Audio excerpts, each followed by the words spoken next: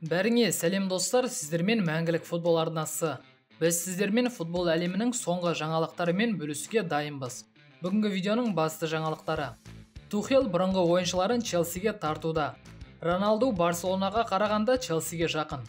Манчестер Юнайтед пен Сити Гнабри үшін таласқа қосылды. Достар, бізге қолдау көрсеткіңіз келсе, лайк басып, каналға тіркелсеңіз жеткілікті. Біз видео шығаруды тоқтатпаймыз. Олай болса, көп созбайық, біз бастаймыз.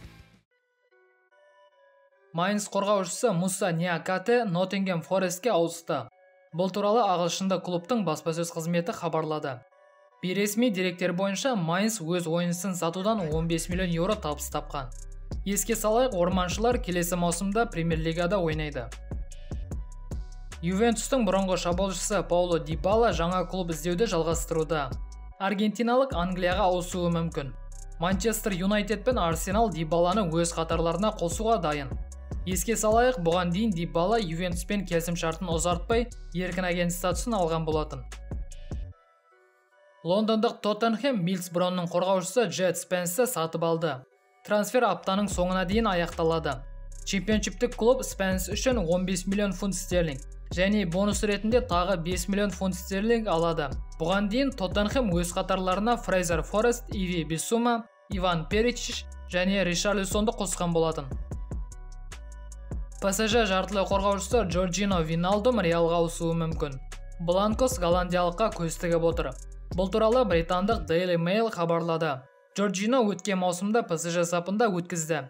Дереккөздің айтуынша, Виналдум париждіктердің басшыларынан оны сатуды сұраған. Қорғаушы Калидо Кулибалиге Ювентус жылына 7 миллион еуро жалақы ұсынды. Туриндіктер Кулибалиді сатып алғысы келеді. Бұл туралы Николас Кира хабарлады. Еске салайық, сенегалдық қорғаушының Наполимен келісімшарты келесі жылы аяқталады. Ол неаполитандықтармен келісімшартты ұзартпайды. Кулибали голландиялық Матейс де Лигттің орнын басуы мүмкін.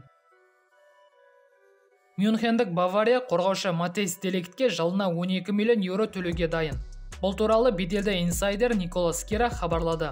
Қазір де Лигттің туриндік Ювентуспен келісімшарты бар. Голландиялық қорғаушы үшін Мюнхендік Бавария мен лондондық Челси таласуда. Баварияда де Лигт Никлас Зюленің орнын басуы мүмкін. Бұған дейін Никлас Дортмундтық Боруссияның футболшысы атанған.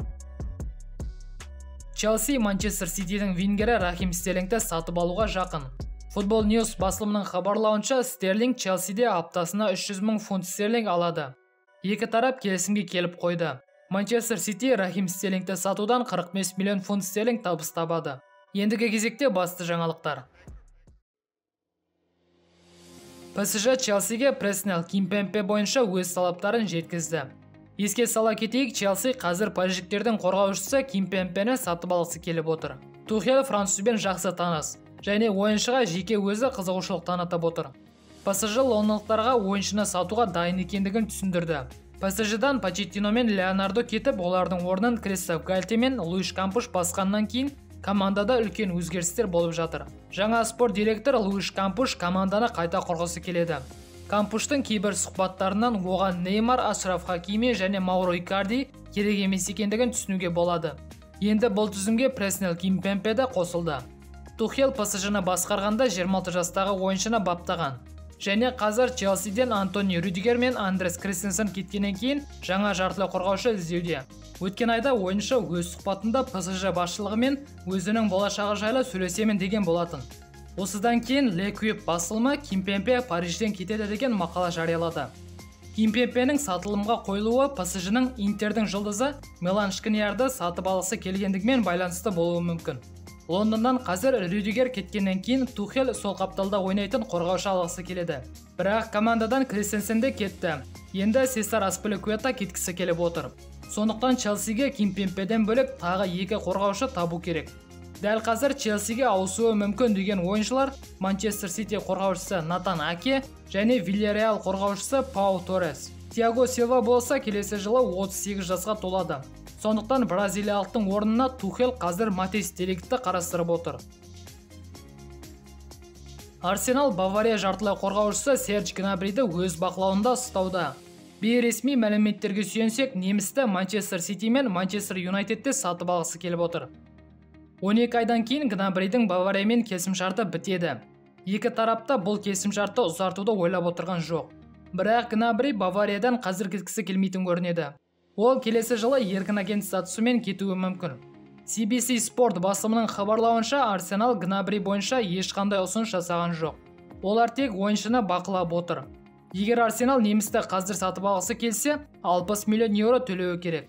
Трансфер-маркет порталы ойыншыны 40 миллион еуроға бағалағанымен, Бавария жартылай қорғаушыны 60 миллионнан төмен сатпайды. Манчестер Юнайтед пен Сити неміске қызығып отыр. Гнабри Арсеналды таңдамауы мүмкін. Манчестер Юнайтед ең жоғарғы жалақы ұсынып отыр. Ал Сити болса үлкен жүлделерге таласа алады. Егер Арсенал немісті сатып алғысы келсе, онда бұл трансфер ойыншы өзі қаластағаннан жүзеге асады. Ал пайда жағына келер болса, онда канонерлердің бұл жерде мүмкіндігі өте аз. Мюнхендік Бавария Роналду үшін таласқа қатыспайды. Ал шабуылшының өзі екінші рет Манчестер Юнайтедтен кеткісі келеді. Португалдық Эмюдің трансферлік саясатына наразы. Роналду барлық жарыстарда 24 гол соғып жақсы маусым өткізді. Ал Манчестер Юнайтед болса өткен маусымда жолы болмады. Қызыл сойқандар Ральф Рагниктің басшылығымен АПЛ-дың үздік төрттігіне де кіре алмады. Роналду әлі де өзін әлемнің үздік футболшысы санайды. Және Эмю сапында әрдайым күміс медаль таққысы келмейді. Португалдықты тіпті Эрик тен Хагты көндіре алмай отыр. Роналдудың Эмюмен әлі 1 жылдық келісімшарты бар. Және ойыншы келесі маусымда өзінің 38-ші туылған күнін атап өтеді. Роналду Эмюден кеткісі келгенімен әлі ешбір клубпен келісімге келген жоқ. АПЛ-дың басталуына 1 ай ғана қалды. Ал Бавария болса таластан шығып қалды. Сондықтан Роналдудың Челсиге ауысуы мүмкіндігі жоғары. Бірақ бірнеше күннен бері Роналду Барселонаға ауысады деген қауесеттер көбейіп кетті. Роналдудың агенті Жорже Мендеш Жуан Лапортамен сөйлескен. Көп жанкүйерлердің бұл үш ұйықтасада түсіне кірмеген шығар, бірақ Роналду шынында Барселонаға ауысуға дайын. Ол көптен бері Флорентино Переспен араздасып жүр. Бірақ өз басым Роналду Барселонаға ауысады дегенге мүлдем сенбеймін. Испандық бақтың хабарлауынша бұл Лапортенің ұйымдастырған ойыны. Лапорте Роналдуды сатып алу мүмкін екендігін көрсетіп, Баварияға қысым жасағысы келеді. Меніңше Роналду Челсиге ауысады. The Athletic басылымының хабарлауынша, Челси басшысы Тодд Боли Жорже Мендешпен келіссөздер жүргізуде. Лондондықтар үшін ақша маңызды емес. Егер Тухел қаласа, Роналдуды сатып ала алады. Неміс бұрыннан Роналдудың жанкүйері. Және қазір португалдықты шабуылда қалай қолдануға болатынын қарастырып отыр. Достар, бүгінгі жаңалықтар осымен тәмам. Видео ұнаса лайк басып, жаңалықтар жайлы өз ойларыңызды комментте қалдыруды ұмытпайық. Және арнаға тіркеліп жатқандарыңыз үшін көп рахмет. Ал біз қоштаспаймыз, келесі видеода кездескенше аман сау болыңыз.